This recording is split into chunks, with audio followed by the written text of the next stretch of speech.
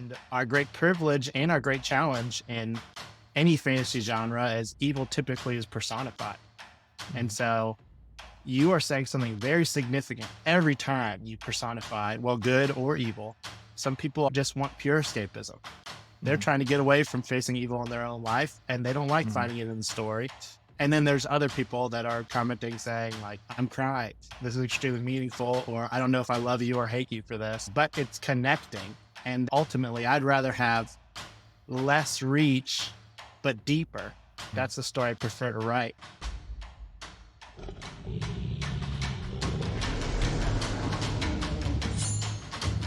This is the LitRPG podcast, your one-stop shop for everything LitRPG, progression fantasy, and Royalroad. Hi everyone, and welcome to the LitRPG podcast, the only podcast so on fire we had to call the fire department. With me today is ex-firefighter jjhutto. Hi. Hey. Do you want me to call you JJ or just Hutto or by your real name? Yeah, Josh, Hutto, all of it's good. It's fine with me. And I'm actually glad you brought up firefighting. Now that I finally have a platform to tell everybody, I have one thing I need to tell everybody about firefighting, which is the hardest part. You're in a burning building. It's scary. There's smoke everywhere. You can't see. Sure. But you're carrying this hose that's charged with water. And the hose itself weighs hundreds of pounds. So you're dragging a hundreds of pounds hose because it's got 8 pounds every gallon, and the hose has hundreds of gallons. And then when you release it, the pressure is so immense that the kickback on your arms could be 50 to 75 pounds. So you're already in this terrible environment, right? But to put out the fire, you have to release your hose, which is putting out 210 gallons per minute, which is cool. But after about 5 minutes, you're dead. Just trying to hold that hose, getting kicked back, trying to get it on the water. So everyone needs to know that firefighting is actually water fighting. People don't know that. But that's the hardest thing I had to fight every time I had to go into a fire was the dang hose and all the water we were putting out. Yeah, I hope that doesn't water down anyone's opinion. Yeah, hey, keep it hot. Yeah, absolutely. Keep it lit. Amen. Thank you, everyone. This was the LitRPG podcast, and I'll see you next time. The only podcast about firefighting. Wait, that's not true. No, wait. The LitRPG podcast. No, wait. Damn, this makes sense. We've used the pun already before. I really love your stuff, so I always joke that you put the lit in LitRPG, and I do think it's true. We both share this penchant for writing stuff that Royalroad doesn't want to read. For sure, right to use the lit pun for both of our stories. You have Torchbearer, which lit, you know? Yeah. And then, of course, Firefighting LitRPG, lit. The subtitle should be a torchlit RPG. Torchlit. There you go. You could do like those squiggly brackets, a torch, and then lit RPG. Hey man, you do you. I think you have a lot of options. This podcast is over and you're right. So as always, like talking to you gives me good inspiration. But I want to ask about your book. As a great friend of mine once said, this is my podcast and I'm asking the questions. That one.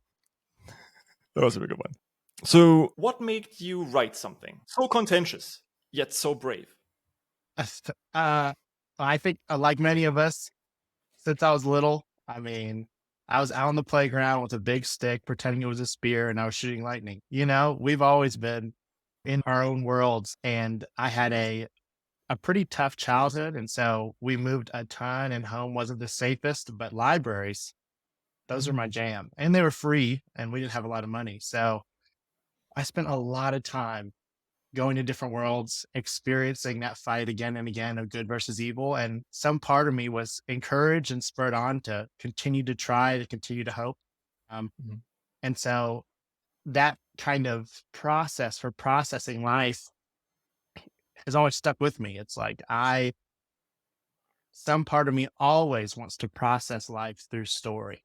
And so even as I've slowly become more and more writing, and I've actually finished Son of Flame, which was huge for me. It's the first novel I finished. I always was looking to kind of find those internal answers.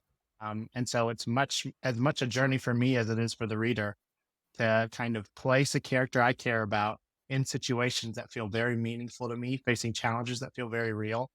and then see, is there a resolution? Is there a resolution that feels real? Is there a resolution that feels meaningful? Is there a resolution that gives even me hope? So that really pulls me in that direction. I still love all the cool power up stuff and the explosions. I'm about that life. I grew up watching Dragon Ball Z just like everybody else.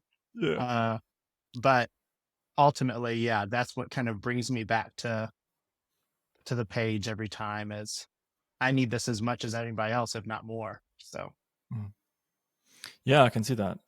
And then we have already talked about it at the beginning, right? So you used to be a firefighter. So tell me about how that influenced your writing and how the Son of Flame came to be. Yeah, I just started writing this book probably 8 months ago, and I was in the midst of being a firefighter. So at the station, going on calls, the bell rings whenever it rings. Sometimes we're cooking dinner. Sometimes, it could catch you anywhere. The worst time is when you just sit down to poop. That is not good when you're halfway through that process, and then you gotta wipe up and get going, But I had been reading on Royalroad. I'm pretty new to Royalroad, probably only 9 months or 10 months, but I'm not new to LitRPG or Isekai or any of that. So it started to occur to me, like, it would be fascinating. I work with some just absolute crazy people who are extremely passionate about firefighting, extremely passionate about, first respondership, competency. And I was never like the go get it, like end all be all firefighter. I really enjoyed the job and I was definitely competent, but there were just these guys and girls actually, that just could crush. I mean, you could put them in any situation and they would competently find the solution, whether it's a person like dying in front of them or, hey, the way we were going to get out of this room is no longer an option. What do we do? Oh, you just break through the wall and move through the studs with all your gear. I'm like, okay, that was awesome. And so it started to feel like I love and have always loved fiction that has a high level of believable competency. And so when I was reading a lot of LitRPG and Isekai, it kind of always felt to me like it was, Craig from IT. Suddenly he's in a war zone and everyone's dying around him. And somehow he mentally just handles it. And actually he thrives. I've actually been waiting to be in a war zone my whole life, Craig from IT says. And it always felt a little bit to me like, okay, I'll suspend disbelief and enjoy the story for sure. But I became really tugged and interested of what would it look like if I pulled one of these hard men and women or built a character around the absolute heroics, but also the flaws that I experience in my workplace and put them into another world. And so that was kind of the start of Son of Flame. Yeah. Firefighter getting a Isekai. Pretty cool. I mean, you wouldn't believe the kind of shit you see as an IT consultant. So yeah, that's a very factor that is. Yeah. Maybe IT people, maybe they aren't born for Warzone, but after 2 years in IT companies or in one IT company, they're like, I could kill some people. I could do that. Yeah. I've been forged in the fires of adversity. I'm ready. You think war is your ally? I was made by it, molded by it. Oh man, no. I think that's also something that's fascinating many people about the entire idea of spec ops soldiers being isekai and military sci-fi kind of stuff. And I've never heard of a firefighter isekai. I think the premise itself is so fascinating, and what you do with it, and that is not just, oh, by the way, I used to be a firefighter and now I'm just an axe fighter. But actually, I actually posted my very first Reddit self-promotion post, which I tried month one. I didn't know anything. I said, I bet you've never heard of a firefighter isekai, because I was feeling pretty confident about that. And immediately someone's like, no, there's a whole series on KU. I was like, what? Now, luckily it's a harem series, so about as different of a direction as you could take in the genre as possible. So that's good. That's good. But I was like, dang it, I'm not first here. Damn it. Well, maybe it was one of your only colleagues. Maybe it was one of the colleague that always that guy was making fun of me the loudest, was secretly penning the smash hit. Maybe he was like, "Are you writing Goblin Romance?" And he was like, "Please write Goblin Romance. I really want to read that. It's what I'm longing to read." Yeah. Yeah. I'm just not good enough myself. I can't get the goblins to go. The emotional hook isn't right yet. Yeah, man. Goblin Firefighter Isekai coming out soon. Shoot. Actually, I could just partner with old folks. I could partner with Sean. We can make something happen. Oh shoot. Yeah. I mean, we are doing the community story, so we'll see how that goes. Just a hard turn in the plot. I don't care what you guys say. This needs goblins and firefighting. Oh my god, yeah. Maybe it's eating some hearts. So yeah. We'll definitely see. Yeah, like I said, I love the premise. I love the entire idea of taking something that's actually real and then trying to get a living character into, well, an isekai novel. But you've encountered some obstacles with that. Do you want to talk about that maybe a little bit? Yeah, I think I ended up really, as I've been based in the fire department, like 7-ish years being a first responder on ambulances or on the fire truck. And, you face some dark stuff. And ultimately, like I become, whether I acknowledge it or not, I developed some beliefs about evil, or whatever you want to call it. And our great privilege and our great challenge in any fantasy genre is evil typically is personified. And so you are saying something very significant every time you personify, well, good or evil. And as I have a character who faces meaningful evil himself, he's not just like a blank slate. Love Keanu Reeves. He's not like a Keanu Reeves where it's just like, I'm going to do the right thing and discover the power I have it within myself. Like that's true. I just went a little bit more nuance to that. But there's that tension road. Some people just want pure escapism. They're trying to get away from facing evil in their own life, and they don't like finding it in the story. And then there's other people that are commenting saying like, I'm crying. This is extremely meaningful, or I don't know if I love you or hate you for this. Like, but it's connecting. And ultimately I'd rather have less reach, but deeper. I think that's the story I prefer to write. So that's been a little bit hard. And then obviously I'm not a master writer, so I'm a little bit ambitious even. I could probably write something that was a little bit less heavy, and then hugely like maybe significant, but I just can't help it because it's such a personal journey for me. It's like, no, I'm here to find the answer to these own questions for me. And so it kind of has to be a certain way in some ways. But I want it to be clear and I want it to flow well for the reader. So most of my criticism has been lovely. I've made some great changes off that and moved forward. There hasn't been many like trolls. The story sucks. So it's been good. Any person creating in this space, any person writing faces those same obstacles of worried what people think or worried about their own ability. But really, by and large, this journey has been extremely positive for me. And my readers have been, shout out to the boys in the comments, dude. And by boys, I mean that in the general sense, BOIS. Very good. I like that. Hey, it's a spectrum, I'm just throwing it out there for everybody. That's just my privilege as a writer is to use language, Yeah. Real language. Yeah. This topic of not succumbing under the weight of critical comments is super important, right? And I still believe that you will find Royalroad is not the be all end all. It is a very, very certain subset of people who want to read a very certain subset of literature. And I think maybe on KU will have like more of an impact because maybe all the stories that are kind of off meta on Royalroad tend to do either completely horrendous on KU or really well on KU, and then bring more readers into the progression fantasy genre. Yeah, a little wider reach. Also, there's the whole meta, like I didn't have any author friends. I didn't have, anything like that when I started. I was pretty new to the community as a whole. So there's a whole good way to do it. I mean, a better way to write and release and to be seen. And I did the opposite of all that. I mean, I had a terrible cover. My blurb, Maddox, you never read it because it was way early. For the first 2 months, it was a firefighter lit RPG. Read more if you want to find out about it or something like that. 2 lines. So I was shooting myself with 1 foot, both feet, and then I just slowed down to releasing once per week as firefighting got really busy.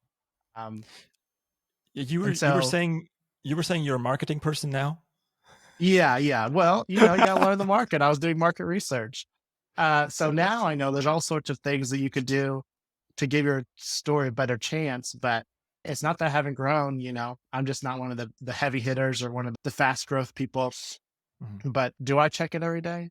Yes, my number is at 945 right now, um, which is good. So I'm definitely getting readers. If I did it all again, which when I write my next one, I will do it all again. I have much better playbook for how to get it in front mhm, of the best amount of people. mhm, But until then, so I thought a lot. We've talked a lot about like, should I re-release? Just put all the chapters out the right way and give it a chance mhm, to get on Rising Stars as opposed to shooting mhm, myself in the foot with the things I didn't know. And ultimately I thought, well, I think I'm going to just keep going this slow growth route because it's mhm, probably better for me as a writer and better for the story. Um, mhm, I would love, there's nothing wrong with success. I want it, but success for me is as much getting better at my craft as it is mhm. catching that publishing deal, which if there's any publishers listening, I'd love to catch one, by the way. I don't hear that I don't want one, but You can yeah. always listen to the pub crawl. Oh yeah. No, I've listened to every one of those for sure. I will have some new episodes out this month, hopefully. I got some pretty exciting guests. One of them, Timeless Wind, Moonquill, and then a special one that I haven't announced yet. You might even know because also JTB is the public facing side of Crit RPG. So this is now a reveal. Oh yeah. I do a little moonlighting. Yeah. When I left the fire department, the business I started was digital marketing, and I Mhm, specialize not in books. I specialize for small businesses, but there is some crossover. So I'm doing mhm, a little bit of partnership just to help. mhm. This podcast is extraordinary, guys. I mean, it rocks. Boom, Patreon plug. This is the perfect time.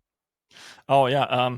If you want to Patreon Patreon Nailed it. Dude, you probably absolutely got nailed like it. 20 patrons just now, man. That's I mean, awesome. what am I supposed to say? Oh, there's bonus material on Patreon, at least right now, about 20 hours of podcast. Or, yeah, I think it's about 20 hours of podcast and bonus material. Like, am I supposed to say something like that? Am I Yeah, supposed to mention the ad free episodes? What? well, if it was me, I would also mention if you're interested in this space, if you enjoy the content that these writers are putting out, not only should you absolutely be listening to this podcast, but you should, the best and the juiciest, the most personal stuff is hidden behind that door. Yeah. So, Okay, that's actually kind of true. I always keep it very approachable for the main podcast and then the personal stuff and oh yeah, let's just shoot the shit and kind of talk. That's all behind the Patreon. Because, well, I think it's more specialized, but I also think it's super interesting. So if you wanna listen to JTB unpack it all, there you go. oh, I'll tell a juicy firefighter Yes. story or two just for the Patreon. Very juicy. Juicy. I hope you can appreciate I chose the most annoying jingle I could, but do you like numbers going up? Well, so do I. Which is why I would like you to like, subscribe, and maybe even check out my Patreon. Recording, editing, and hosting these podcasts takes a lot of money. So yeah, I need funds, you need more content. It's a deal made in heaven. Did I mention the episodes on Patreon are ad-free? Yeah, and I mean, there's always also like some lesser known authors. That Zodarth guy, for example. Yeah, I That mean, he said some shit. it's important to let the small guys onto this podcast, give them a Absolutely, voice. Yeah. absolutely, yeah. Um, Also, Crow Stiletto. No, wait. I almost had it. Ravensdagger. Yeah. Ravensdagger. Yeah. I was Shout out to close you with too, by the way. Crow Stiletto. Crow Stiletto. Yeah. Now, shout out to you too. And also, every single person I've had on this podcast has been great, and the bonus material has been really freaking amazing. But that's the end of that. So, thanks, Josh. Thanks for the plug. Dude, I mean, if I wouldn't be on here if I hadn't listened to every episode so far. So I Mm-hmm. am a fan. Awesome. Are you going to listen to this one? Oh yeah, isn't there a thing where like you hate the sound of your own voice? I don't know. Oh yeah, you get over it after a while, but yeah. Well, we'll see. I guess I'll cringe. Yeah, the cringe will be hard. Oh well. But you were talking about Son of Flame and doing things better than before. I think it's a good segue to actually ask you, what's one thing that you would improve in your writing when you could go back and do it all over again? Switching I up today. think, yeah, I think when I look back, I haven't done a rewrite, but there are a couple chapters, especially my first chapter, it was the first I was writing without even knowing if I was going to post on Royalroad, like a lot of Mhm, people start. And so I wrote a first chapter to just move you through. And I got I had one particular dear reader uh, that quit after like 4 chapters, and their criticism got progressively longer and longer until their criticism on my fourth chapter was longer than the chapter itself. I mean, this person was putting in the time. There's gifts, there's color coding, and Whoa. it was like it hit. It was hard to read, but I realized a lot of the stuff that they were looking for was coming. I just hadn't Mhm, gotten there yet. mhm, And then they had real complaints of like actual style and structure that, I had to learn. So going back, I spent a lot of time on my first chapter again, and it became just so much better, even though it mhm, was behind that goodness was behind that pain. Um, Now it's like I am extremely proud of my first chapter. No one doesn't read through to the second chapter. It's good. Um, and it's everything about showing you, I'm making you narrative promises about, is my character competent? What kind of mhm, competency does he demonstrate? And how will that show up later in this magical world? Like he knows about oxygen consumption. He knows about what happens during flame ignition. He knows about all that stuff. And it turns out in fantasy world, some of those principles are still, it's not just completely gone. And so mhm, without spoilers, like he definitely solves problems with his competency, not just going Super Saiyan. Although there are some Super Saiyan moments, it's just a good mix, and that's the promise I want to make. And I actually changed to make that promise more significantly. mhm, Um, so yeah, the first chapter really matters, and I didn't put that significance on the first chapter the first time. It's like this is the promise you're making to the reader. One, don't make the wrong promises. Don't make promises for a story you're not writing. And then two, make sure you are pointing them in the direction of your narrative.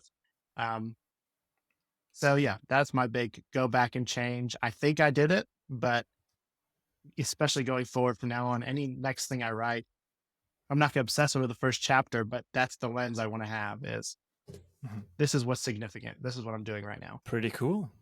So, would you, for example, do it again or like edit it before you publish?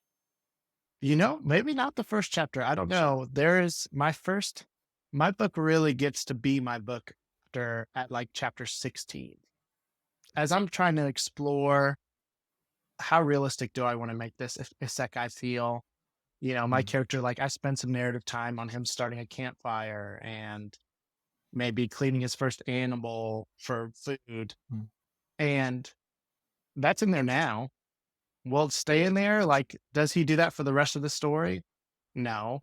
So mhm, that's where if I go back and like, you know, if my story really starts to be itself at chapter 16 and 17, and then is pretty mhm, consistently building off of that. I'm looking for that for those first 10 or 15 chapters.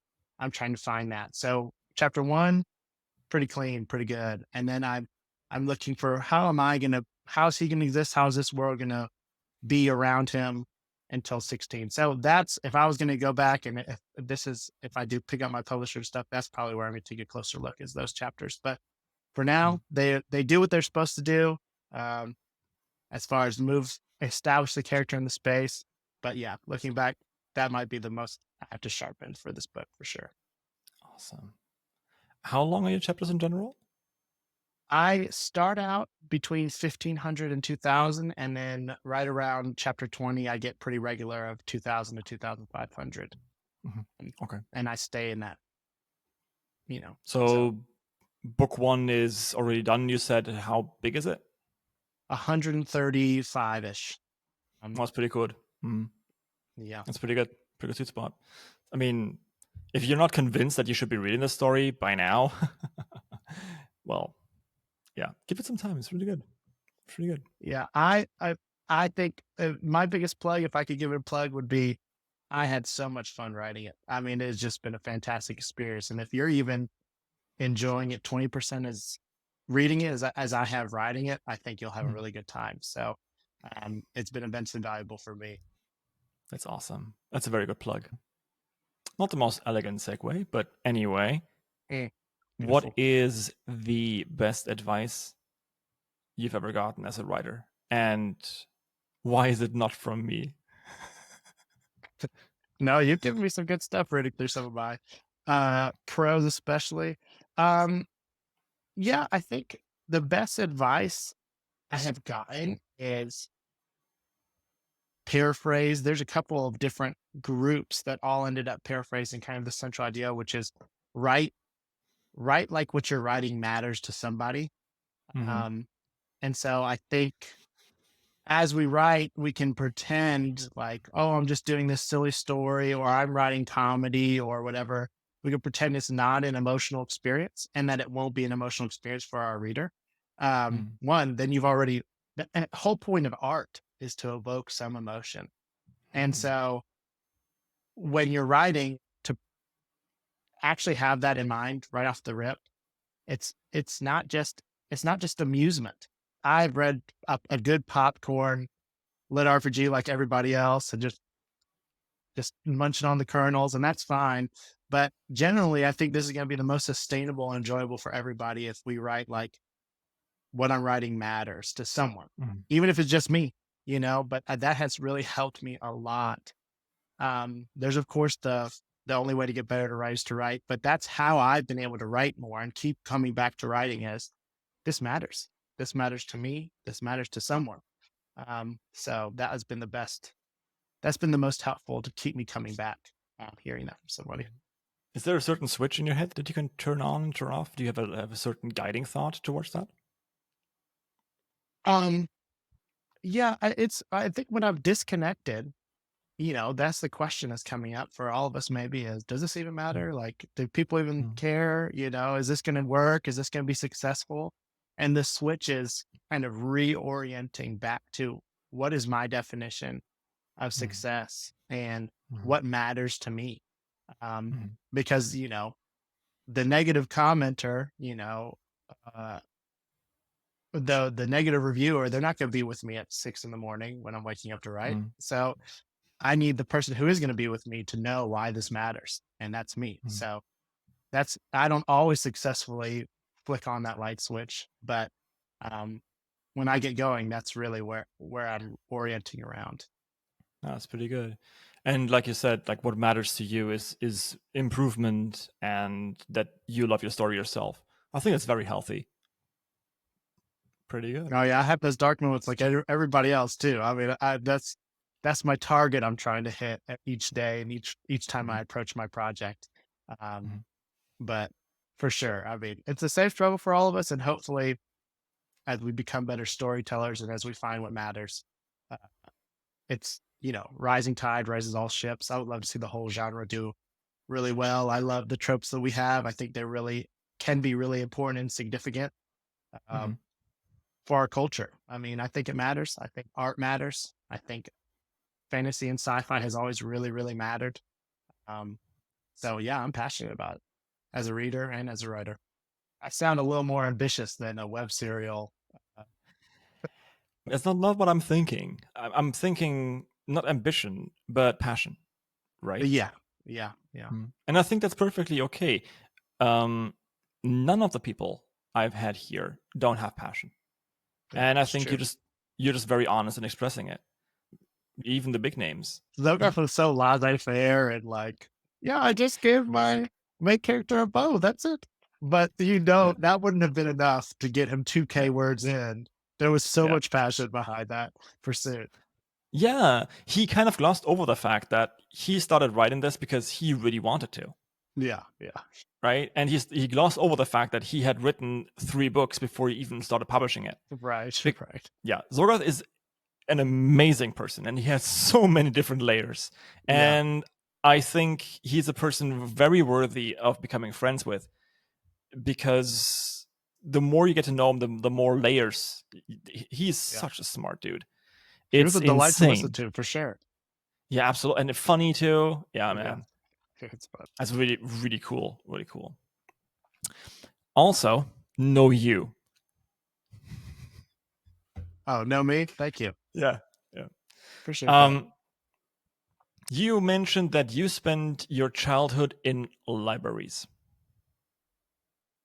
Tell me about your favorite book and why is it awesome? Favorite book of all time is always a hard question, but I have done the work to really put my flag in the ground somewhere for myself, and that would be a book called Dawn of Wonder by Jonathan Renshaw. I've heard of that. It is self-published. So keep that in mind. It was self-published, and it has like, I don't know, I can't remember the last time I checked, like 16 or 17,000 reviews on Amazon. That might be grossly wrong, but it has a lot, and it hits so hard. But my favorite part about it, besides, this may be a little bit contentious, but I think the prose is just under Patrick Rothfuss in quality. So his prose is just his prose is amazing, but it has the best character development of any fantasy, actually almost any novel I've ever read. And I'm very passionate about character development. I'm passionate about 3D characters. That might even be a little bit of my MC can sometimes like kind of ride along events for a couple chapters because all of my characters matter. Like my side characters, the plot's going forward. MC is most of the time at the center of that. But I certainly didn't write a story where, unless he's crafting the item and building the city and leading this faction and being the general in the war, nothing's happening. I'd get pretty frustrated with that. I love Dawn of Wonder. Gives me two questions. One is, can you spoil what Dawn of Wonder is about without giving too many spoilers and giving it maybe a little bit of more details of stuff that you loved besides the language? And also for your own story, right? We've talked a lot about why it's so off meta for Royalroad, but what is something that makes it on meta? Like, what's in there that makes people go like, oh yeah, cool, I want more of that because I'm a Royalroad reader? Okay, yes. Dawn of Wonder first. It's the classic clever boy hero, and he's in the fantasy world, and he like gets swept up in big events. So in that way, it's a very familiar story, but in the way that it deals with, like, right off the rip from the beginning, you can see that he has some serious trauma at home. It's not like cookie cutter parents, and it's not the cookie cutter Disney. Well, his dad died a long time ago, and that's what motivates him to keep going. His dad is real, alive, and a very difficult character, but the book deals with that difficulty very honestly. So, there's magic, but it's so soft and it's so delightful in how it's slowly reveals itself throughout the narrative, until when it finally really completely blooms. You're like at the end of the story, off your rocker. This book made me cry, like tears into the page. It made me laugh in delight. And I think everybody pretty much has that experience, which is why even though it's been self-published, it's done pretty well. So that's my plug for an already very successful book. What's this? Another ad? Yeah, because I'm not Zolgarth and I really need money. Joke aside, if you're enjoying this podcast, check out Patreon. Like, subscribe, you know the drill. Speaking of Patreon, by the way, there is at least half an hour of content for every hour of podcast you're listening to. For Raven's Dagger, for example, we have 2 hours of bonus content that you can enjoy. All right, I'll see you there and enjoy the show. I think really my actually biggest criticisms right at the beginning were that I was pretty loyal to the tropes. So actually there's nothing crazy different besides it's a firefighter main character in my first 15, 20 chapters. And really, I think what's off meta is my purpose in approaching the genre. I want character development. I want a significant character journey. And that's maybe what's a little bit off meta is numbers are going up.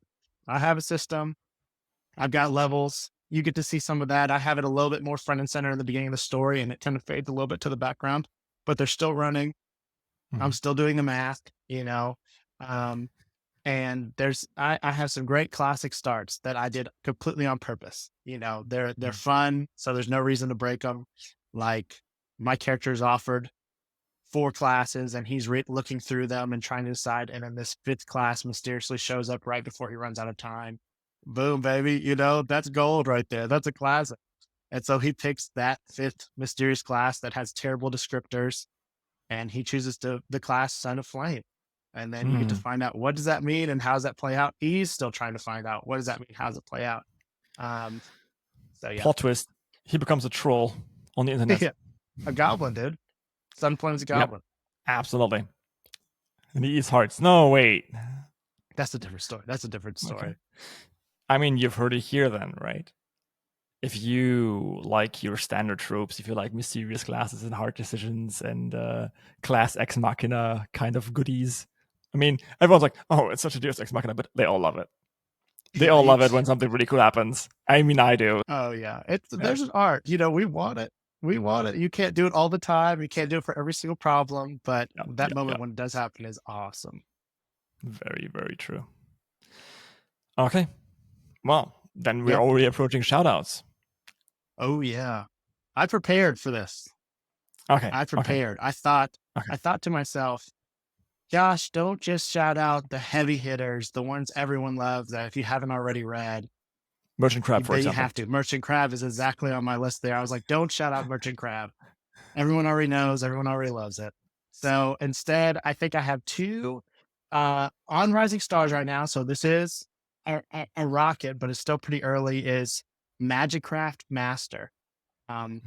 If you've ever seen that Fox show, Archer, it's like if Archer gets a set guide, it feels a little bit like that to me. Oh, no.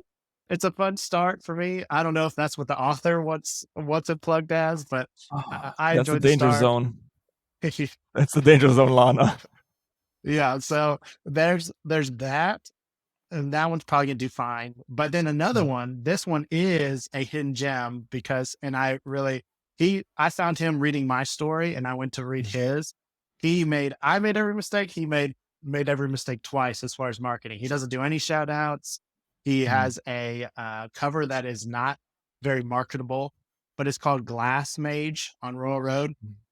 He's probably like 3 or 4 books in, and it is a half crafting isekai, half, it's a fascinating premise and character.